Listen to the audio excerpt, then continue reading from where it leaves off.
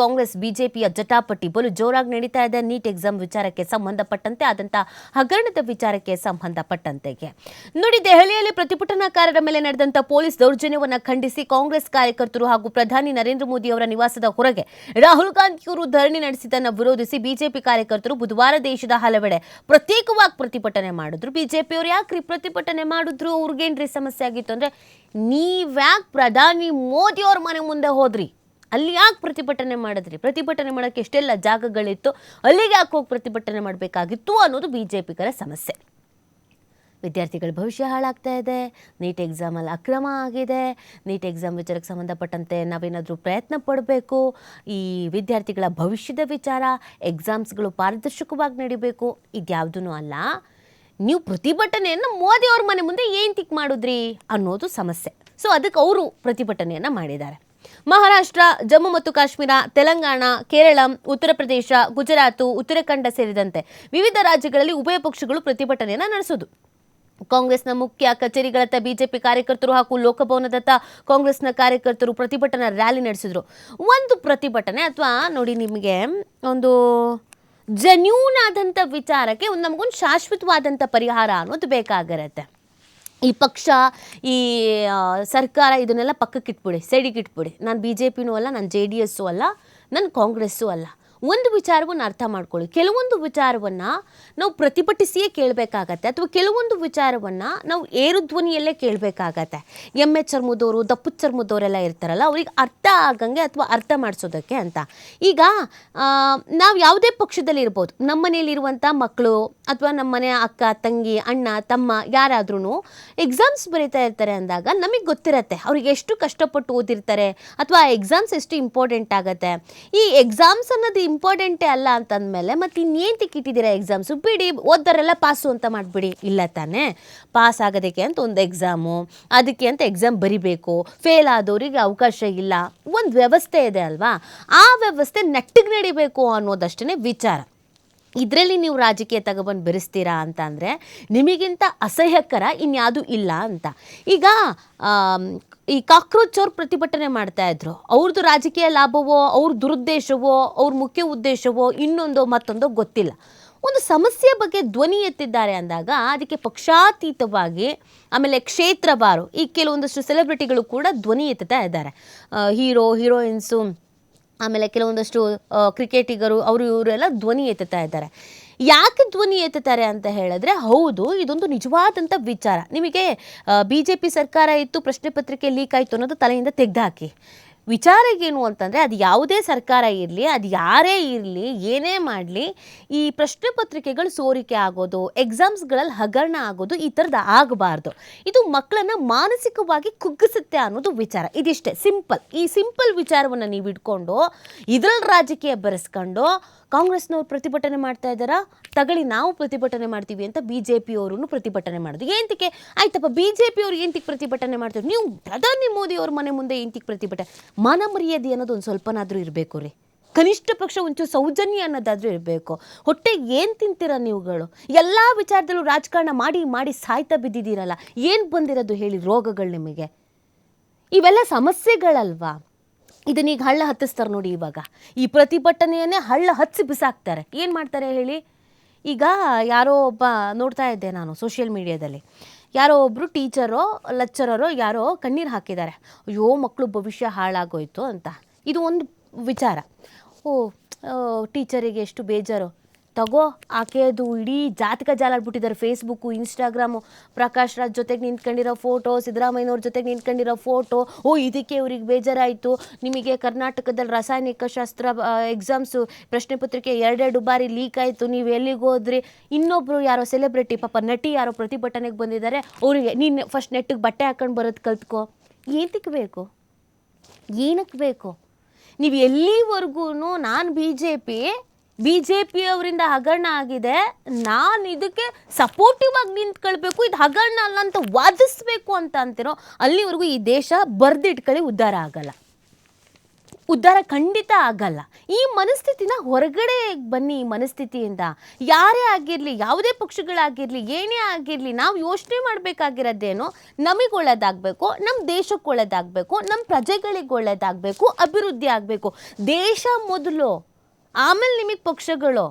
ಅದನ್ನ ಬಿಟ್ಟು ನೀವು ಈ ಥರ ಇದಕ್ಕೆ ಬಣ್ಣ ಕಟ್ಕೊಂಡು ಕೂತ್ಕೊತೀರ. ಯಾವುದೇ ಒಂದು ಪ್ರತಿಭಟನೆ ಆಗಲಿ, ಒಂದು ಅದಕ್ಕೆ ರಾಜಕೀಯ ಬಣ್ಣ, ಇಲ್ಲ ಅದಕ್ಕೆ ಇನ್ನೊಂದು ಧರ್ಮದ ಬಣ್ಣ. ಇವೆರಡೇ ಬಣ್ಣ ಕಟ್ಟಕ್ಕಾಗದು ನಿಮಗೆ. ಯಾವುದಾದ್ರೂ ಒಂದು ದೊಡ್ಡ ಹಗರಣ ನಡೆದಿದೆ ಅಂದ ತಕ್ಷಣ ಫಸ್ಟಿಗೆ ನೋಡೋದೆ ನೀವು ಆ ಏರಿಯಾ, ಆ ಹೆಸರಲ್ಲಿ ಏನಾದ್ರು ಹೆಚ್ಚು ಕಮ್ಮಿ ಆಗಿ ಆ ಧರ್ಮ ಈ ಧರ್ಮ ಅನ್ನೋದು ಗೊತ್ತಾಗ್ಬಿಡ್ತೋ, ಅಲ್ಲಿ ಧರ್ಮದ ಬಣ್ಣ ಕಟ್ತೀರ. ಒಂದು ಹುಡುಗಿನ ಕೊಚ್ಚಿ ಕೊಲೆ ಮಾಡ್ದ ಒಬ್ಬ ವ್ಯಕ್ತಿ, ಲವ್ ಮಾಡಲಿಲ್ಲ ಅಂತ. ಫಸ್ಟಿಗೆ ಹೆಸರು ನೋಡ್ಬಿಟ್ರು ಹುಡುಗ ಹುಡುಗಿದಿಬ್ರದ್ದು. ಒಂದೇ ಧರ್ಮಕ್ಕೆ ಸೇರಿದವ್ರು, ಮಾತೇ ಆಡಲಿಲ್ಲ ಅದ್ರ ಬಗ್ಗೆ. ಅದೇ ಆ ಹುಡುಗ ಇನ್ನೊಂದು ಧರ್ಮಕ್ಕೆ ಸೇರಿ, ಆ ಹುಡುಗಿ ಇನ್ನೊಂದು ಧರ್ಮಕ್ಕೆ ಸೇರಿದ್ರೆ ಬಿಟ್ಬಿಡ್ತಿದ್ರಾ? ಏನು ಹೋರಾಟ! ಇವಾಗ ಮಂಗಳೂರಲ್ಲಿ ಬಾಯಿ ಬಿಡ್ಕಂತ ಇದ್ರು ಎಲ್ಲರೂ ಹೋಗಿ, ಯಾರು ಧ್ವನಿ ಎತ್ತುತ್ತಾ ಇಲ್ಲ. ಇದನ್ನು ಫಸ್ಟು ಬಿಡಿ, ಈ ಮನಸ್ಥಿತಿನ ಫಸ್ಟು ಬಿಡಿ. ಇಲ್ಲಿ ಏನಾಗಿದೆ, ನೀಟ್ ಪ್ರಶ್ನೆ ಪತ್ರಿಕೆ ಸೋರಿಕೆ ಆಗಿದೆ, ಇದರಿಂದ ಅನ್ಯಾಯ ಆಗಿದೆ. ಇದು ಕಾಂಗ್ರೆಸ್ನವ್ರು ಇದು ಮಾಡಿದ್ರು ತಪ್ಪು, BJPಯವ್ರು ಇದು ಮಾಡಿದ್ರು ತಪ್ಪು, ಸಮ್ಮಿಶ್ರ ಇದು ಮಾಡಿದ್ರು ತಪ್ಪು, ಯಾರು ಮಾಡಿದ್ರು ತಪ್ಪು. ಬೇಕಾಗಿರೋದೇನು, ವಿದ್ಯಾರ್ಥಿಗಳಿಗೆ ಒಂದು ಶಾಶ್ವತ ಪರಿಹಾರ ಅನ್ನೋದು ಬೇಕು. ಏನು ಮಾಡ್ಬೋದು ಇದಕ್ಕೆ ನಾವುಗಳು? ಎಕ್ಸಾಮನ್ನು ಪಾರದರ್ಶಕವಾಗಿ ನಡೆಸೋ ಹಂಗೆ ಹೆಂಗೆ ಮಾಡ್ಬೋದು? ರಾಜ್ಯನೋ ರಾಷ್ಟ್ರದೋ ಅಂತ ಬಂದಾಗ ಹೆಂಗೆ ಎಲ್ಲೆಲ್ಲಿ ಎಕ್ಸಾಮ್ಸ್ಗಳನ್ನು ನಡೆಸ್ಬೋದು? ಇದಕ್ಕೆ ಕಡಿವಾಣ ಹಾಕೋದು ಹೆಂಗೆ? ಇದ್ರ ಬಗ್ಗೆ ಯೋಚಿಸಿ. ಅದನ್ನ ಬಿಟ್ಟು ಕಾಕ್ರೋಚ್ ಪಾರ್ಟಿ ಅನ್ನೋದೇ ಒಂದು ಡಮ್ಮಿ, ಅದು ಕಾಂಗ್ರೆಸ್ಸಿಗೆ ಸಪೋರ್ಟು, ಅದು ಆ್ಯಪ್ಗೆ ಸಪೋರ್ಟು, ಇದು ಬೇಕಂತ ಮಾಡ್ತಾವೆ. ಏನ್ರಿ ಕಾಂಗ್ರೆಸ್ನವರು ಅಧಿಕಾರದಲ್ಲಿದ್ದಾಗ ಹಗರಣ ಆಗಲೇ ಇಲ್ವಾ? ನೈತಿಕತೆ ಇದೆಯಾ ಕಾಂಗ್ರೆಸ್ನವರಿಗೆ ಪ್ರತಿಭಟನೆ ಮಾಡೋದಕ್ಕೆ? ಹೌದು ಸ್ವಾಮಿ, ಡೀಲ್ ಒಪ್ಕೊಳ್ಳೋಣ. ಕಾಂಗ್ರೆಸ್ನವ್ರು ಅಧಿಕಾರದಲ್ಲಿ ಇದ್ದಾಗ್ಲೂ ಕೂಡ ಇಂಥ ಹಗರಣಗಳಾಗಿದೆ.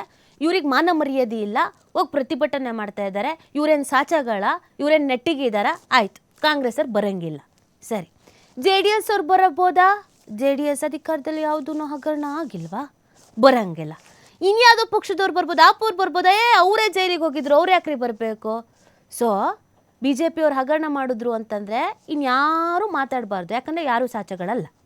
ಒಟ್ಟು ಕಾಂಗ್ರೆಸ್ ಅವ್ರು ಮಾಡ್ತಾರೆ ಅಂತ BJPಯವ್ರು ಮಾಡ್ತಾರೆ ಅಂತ JDS ಅವ್ರು ಮಾಡ್ತಾರೆ ಅಂತ ಇನ್ನೊಬ್ರು ಮತ್ತೊಬ್ಬರು, ಎಲ್ಲರೂ ಹಗರಣ ಮಾಡ್ಕೊಂಡೇ ಇರಬೇಕು. ನೀವು ಮತ್ತೆ ಅದಕ್ಕೆ ಯಾವುದಕ್ಕೂ ಧ್ವನಿಗೂಡಿಸ್ಬೇಡಿ. ಈ ಯಾವ ಲೆಕ್ಕಾಚಾರ ಇದು? ಮುಯ್ಯಿಗೆ ಅನ್ನೋ ಲೆಕ್ಕಾಚಾರನ? ಅವ್ರು ಮಾಡ್ತಾರೆ, ನಾವು ಮಾಡ್ತೀವಿ, ನೀವು ಮಾಡ್ತೀವಿ. ಸಮಸ್ಯೆಗಳ ಬಗ್ಗೆ ಗಮನ ಹರಿಸಿ. ಈ ಥರ ಮಾಡೇ ಎಕ್ಕುಟ್ಟು ಹೋಗಿಸಿರೋದು ನೀವು ಇವತ್ತಿನ ಸಿಸ್ಟಮ್ಸ್ಗಳನ್ನು. ಧ್ವನಿ ಎಲ್ಲಿವರೆಗೂ ಸ್ಟ್ರಾಂಗ್ ಆಗೈತಲ್ಲ. ನಂಗೆ ಒಂದು ಅರ್ಥ ಆಗದೆ ಇರೋದು, BJP ಸಂದರ್ಭದಲ್ಲಿ ಏನಾದರೂ ಹಗರಣಗಳಾಗಿ ಈಗ ಅದ್ರ ಬಗ್ಗೆ ನಾನು ಪ್ರಶ್ನೆ ಮಾಡಿದೆ ಅಂದರೆ ನಮ್ಮನ್ನು ನೀವು ಇನ್ನೊಂದು ವಿರೋಧಿ ಅಂತ ಮಾಡಿಬಿಡ್ತೀರಾ.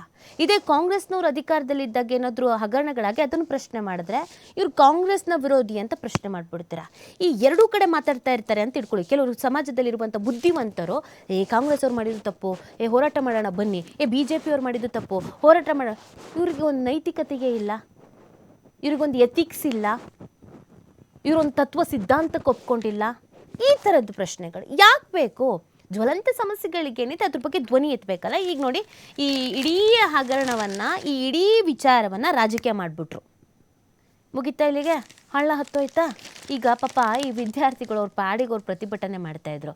ಇವ್ರಿಗೆ ಯಾರನ್ನು ನೋಡೋದು, ಯಾರನ್ನು ಕೇಳೋದು, ನಮ್ಗೆ ನ್ಯಾಯ ಸಿಗುತ್ತಾ ಇಲ್ವಾ ಅಂತ ಕಣ್ಕಂಡು ಬಿಡ್ಕೊಂಡು ನೋಡ್ತಾ ಇದ್ದಾರೆ. ಸೊ ಒಂದು ಕೆಲವು ವಿಚಾರಗಳು, ಈಗ ಮೂಲಸೌಕರ್ಯದ ವಿಚಾರ, ನೀರು, ಆಹಾರ, ಗಾಳಿ, ಬೆಳಕು, ಶಿಕ್ಷಣ, ಈ ಥರದ ವಿಚಾರಗಳಿಗೆ ಪಕ್ಷಗಳನ್ನು ನೋಡೋಕೆ ಹೋಗಬೇಡಿ, ಅಥವಾ ಅದರಲ್ಲೂ ಹುಳಕ್ಕೆ ಹುಡ್ಕೋಕೆ ಹೋಗಬೇಡಿ.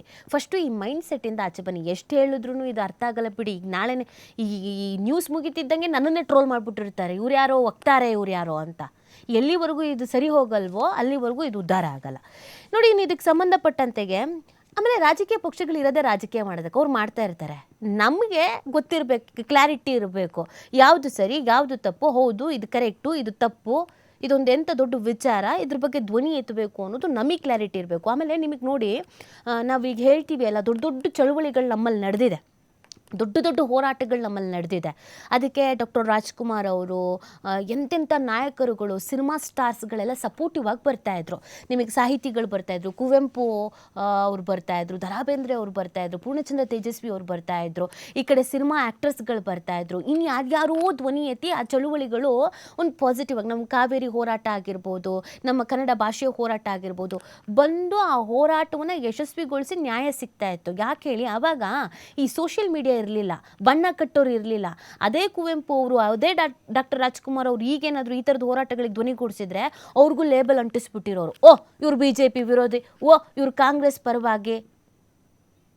ಅದಕ್ಕೆ ಇವತ್ತು ಯಾರು ಧ್ವನಿ ಎತ್ತುತ್ತಾ ಇಲ್ಲ. ನಾವಿಲ್ಲಿ ಕುತ್ಕೊಂಡು ಕೇಳ್ತೀವಿ, ಯಾಕ್ರಿ ಸುದೀಪ್ ಮಾತಾಡ್ತಾ ಇಲ್ಲ ಇಂಥ ದೊಡ್ಡ ಹೋರಾಟದ ಬಗ್ಗೆ, ಯಾಕ್ರಿ ರಿಷಬ್ ಶೆಟ್ಟಿ ಮಾತಾಡ್ತಾ ಇಲ್ಲ ಮಕ್ಕಳು ವಿಚಾರದ ಬಗ್ಗೆ, ಯಾಕ್ರಿ ಇನ್ನೊಬ್ರು ಯಾಕೆ ಅಂತ ನಾವು ಮಾತಾಡಕ್ಕೆ ಬಿಟ್ಟಿರ್ತಾನೆ. ನೀವುಗಳು ಮಾತಾಡ್ತಿದ್ದಂಗೆ ಇವ್ನು ಗೊತ್ತು ಬಿಡ್ರಿ ಇವ್ನು ಕಾಂಗ್ರೆಸ್ ಚೇಲ, ಗೊತ್ತು ಬಿಡ್ರಿ ಇವ್ರು BJP ಚೇಲ. ಇದನ್ನು ಬಿಡಿ. ಧ್ವನಿಗಳಿಗೆ ಎತ್ತಲ್ಲ, ದೊಡ್ಡ ದೊಡ್ಡ ವ್ಯಕ್ತಿಗಳು ಧ್ವನಿನೇ ಎತ್ತಲ್ಲ. ಆಗ ಪ್ರತಿಭಟನೆಗಳು ಅಲ್ಲಿಗೆ ನಿಂತೋಗ್ಬಿಡುತ್ತೆ. ಹೀಗೆ ಆಯಿತು ಅಂತಂದರೆ ನಾಳೆ ದಿನ ಯಾರು ಏನೂ ಪ್ರಶ್ನೆ ಮಾಡಲ್ಲ, ಹೆದರಿಕೆ. ಯಾಕಂದರೆ ನೀವು ಈ ವಂಶಾವಳಿನ ತೆಗೆದುಬಿಡ್ತೀರಲ್ಲ ಸೋಷಿಯಲ್ ಮೀಡಿಯಾದಲ್ಲಿ, ವಂಶವೃಕ್ಷನೇ ತೆಗೆದುಬಿಡ್ತೀರಲ್ಲ, ಅಪ್ಪ ಅಮ್ಮ ಚಿಕ್ಕಪ್ಪ ಚಿಕ್ಕಮ್ಮ ಎಲ್ಲರನ್ನೂ ತೆಗೆದುಬಿಡ್ತೀರಲ್ಲ ಸೋಷಿಯಲ್ ಮೀಡಿಯಾದಲ್ಲಿ. ಅದಕ್ಕೆ ಹೆದರಿಕೆ ಪಡ್ತಾರೆ. ಸೊ ಇನ್ನು ಈ ವಿಚಾರಕ್ಕೆ ಸಂಬಂಧಪಟ್ಟಂತೆಗೆ ದಶಕದಲ್ಲಿ 152 ಪ್ರಶ್ನೆ ಪತ್ರಿಕೆಗಳು ಸೋರಿಕೆ ಆಗಿದೆ ಅಂತ ರಾಹುಲ್ ಅವರು ಹೇಳ್ತಾ ಇದ್ದಾರೆ. ದೇಶದಲ್ಲಿ ದಶಕದಲ್ಲಿ 152 ಪ್ರಶ್ನೆ ಪತ್ರಿಕೆಗಳು ಸೋರಿಕೆ ಆಗಿದೆ. ಆದರೆ ಈ ಕೃತ್ಯದಲ್ಲಿ ಭಾಗಿಯಾದ ಯಾರೊಬ್ಬರಿಗೂ ಇಲ್ಲಿವರೆಗೆ ಶಿಕ್ಷೆ ಆಗಿಲ್ಲ ಅಂತ ಲೋಕಸಭೆಯ ವಿರೋಧ ಪಕ್ಷದ ನಾಯಕ ರಾಹುಲ್ ಗಾಂಧಿ ಅವರು ಕಳವಳವನ್ನು ವ್ಯಕ್ತಪಡಿಸಿದ್ದಾರೆ. ಪ್ರತಿ ತಿಂಗಳು ಲಕ್ಷಾಂತರ ವಿದ್ಯಾರ್ಥಿಗಳು ಮತ್ತೆ ಮತ್ತೆ ಒತ್ತಡ ಎದುರಿಸುವಂತಾಗಿದೆ. ಆದರೆ ಸರ್ಕಾರಕ್ಕೆ ಅದರ ಬಗ್ಗೆ ಕಿಂಚಿತ್ತು ಕಾಳಜಿ ಅನ್ನೋದೇ ಇಲ್ಲ ಅಂತ ಅವರು ಮಾತನಾಡಿರುವಂಥದ್ದು. ಜಗತ್ತಿನ ಅತ್ಯುತ್ತಮ ಶಿಕ್ಷಣ ವ್ಯವಸ್ಥೆಗಳಲ್ಲಿ ಒಂದು ಅಂತ ಪರಿಗಣಿಸಲಾಗ್ತಾ ಇದ್ದ ನಮ್ಮ ಶಿಕ್ಷಣ ವ್ಯವಸ್ಥೆಯನ್ನು ಈಗ ವ್ಯವಸ್ಥಿತವಾಗಿ ಹಾಳು ಮಾಡಲಾಗಿದೆ ಅಂತ ಆರೋಪಿಸಿದ್ದಾರೆ. ಶಿಕ್ಷಣ ವ್ಯವಸ್ಥೆಯ ವೈಫಲ್ಯದಿಂದಾಗಿ 7.5 ಕೋಟಿ ವಿದ್ಯಾರ್ಥಿಗಳು ಬಾಧಿತರಾಗಿದ್ದಾರೆ. ಒಂದು ಗುಂಪು ಇಡೀ ಶಿಕ್ಷಣ ವ್ಯವಸ್ಥೆ ಮತ್ತು ವಿದ್ಯಾರ್ಥಿಗಳ ಜೀವನವನ್ನು ನಾಶಪಡಿಸ್ತಾ ಇದೆ ಅಂತ ಅವರು ದೂರಿದ್ದಾರೆ. ಪರೀಕ್ಷೆಗಳಿಗಾಗಿ ದೇಶದ ಕುಟುಂಬಗಳು ಮಾಡುವ ಒಟ್ಟಾರೆ ವಾರ್ಷಿಕ ಖರ್ಚು 1.32 ಲಕ್ಷ ಕೋಟಿ. ಇದು ಸರ್ಕಾರವು ಬಜೆಟ್ನಲ್ಲಿ ಶಿಕ್ಷಣಕ್ಕೆ ನೀಡುವ 1.4 ಲಕ್ಷ ಕೋಟಿ ಅನುದಾನಕ್ಕೆ ಬಹುತೇಕ ಸಮಾನವಾಗಿದೆ ಅಂತ ರಾಹುಲ್ ಮಾಹಿತಿಯನ್ನು ನೀಡಿದ್ದಾರೆ. ಪರೀಕ್ಷೆ ನೆಪದಲ್ಲಿ ದರೋಡೆ ಅಂತ ಹೇಳ್ತಾ ಇದ್ದಾರೆ. ಪರೀಕ್ಷೆ ನೆಪದಲ್ಲಿ ವಿದ್ಯಾರ್ಥಿಗಳ ಕುಟುಂಬಗಳಿಂದ ನೇರ ದರೋಡೆ ನಡೀತಾ ಇದೆ. ಶುಲ್ಕದ ರೂಪದಲ್ಲಿ ಹಣ ಪಡೆದ ನಂತರ ಪ್ರಶ್ನೆ ಪತ್ರಿಕೆ ಸೋರಿಕೆ ಆಗಿದೆ ಅಂತ ಸರ್ಕಾರ ಕೈ ಚೆಲ್ತಾ ಇದೆ ಅಂತ ಅವರು ತೀವ್ರವಾಗಿ ಟೀಕಿಸಿದ್ದಾರೆ. ಭಾರತ ಶಿಕ್ಷಣ ವ್ಯವಸ್ಥೆಯನ್ನು ಪ್ರಧಾನಿ ನರೇಂದ್ರ ಮೋದಿ ನೇತೃತ್ವದ ಕೇಂದ್ರ ಸರ್ಕಾರ ನಾಶಪಡಿಸ್ತಾ ಇದೆ ಅಂತ ರಾಹುಲ್ ಗಾಂಧಿ ಇದೇ ಸಂದರ್ಭದಲ್ಲಿ ವಾಗ್ದಾಳಿಯನ್ನು ಮಾಡಿದ್ದಾರೆ. ಒಟ್ಟಿನಲ್ಲಿ ಈ ಹೋರಾಟ ಮತ್ತಷ್ಟು ತೀವ್ರ ಸ್ವರೂಪವನ್ನು ಪಡ್ಕೊಳ್ಳಬಹುದಾದ ಚಾನ್ಸಸ್ ಇದೆ. ಇನ್ನು ಜಂತರ್ ಮಂತರ್ ಬಳಿ ಪ್ರತಿಭಟನಾಕಾರರು ಬುಧವಾರ ಸಂಜೆ ನಡೆಸಿದಂತಹ ಕಲ್ಲು ತೂರಾಟದಲ್ಲಿ 2 ಸಹಾಯಕ ಪೊಲೀಸ್ ಕಮಿಷನರ್ಗಳು ಸೇರಿ 6 ಮಂದಿ ಪೊಲೀಸರು ಗಾಯಗೊಂಡಿದ್ದಾರೆ. ಪ್ರತಿಭಟನಾ ಸ್ಥಳಕ್ಕೆ ಸಮಾಜಘಾತುಕ ಶಕ್ತಿಗಳು ಪ್ರವೇಶಿಸಿದೆ. ಪ್ರತಿಭಟನೆ ಆಯೋಜಕರ ಮಾತನ್ನು ಈ ಶಕ್ತಿಗಳು ಕೇಳ್ತಾ ಇಲ್ಲ. ಪರಿಸ್ಥಿತಿ ಉದ್ವಿಗ್ನಗೊಂಡಿದ್ದರಿಂದ ಪೊಲೀಸರು ಅಶ್ರುವಾಯು ಸಿಡಿಸಿ ಲಘು ಲಾಠಿ ಪ್ರಹಾರ ನಡೆಸಿ ಪ್ರತಿಭಟನಾಕಾರರನ್ನು ಚದುರಿಸೋಕೆ ಪ್ರಯತ್ನಿಸಿದ್ರು. ಮುನ್ನೆಚ್ಚರಿಕಾ ಕ್ರಮವಾಗಿ ಕೇಂದ್ರ ದೆಹಲಿ ಪ್ರದೇಶದಲ್ಲಿ ರಾತ್ರಿ ಇಂಟರ್ನೆಟ್ ಸೇವೆಯನ್ನು ಸ್ಥಗಿತಗೊಳಿಸಲಾಗಿದೆ. ಸೊ ಇದು ಮತ್ತಷ್ಟು ಜಾಸ್ತಿ ಆಗಬಹುದಾದ ಚಾನ್ಸಸ್ ಇದೆ. ನೋಡೋಣ ಇವತ್ತಿನ ಅಪ್ಡೇಟ್ಗಳಿಗೆ ಏನೇನಾಗತ್ತೆ ಅಂತ. ಇನ್ನು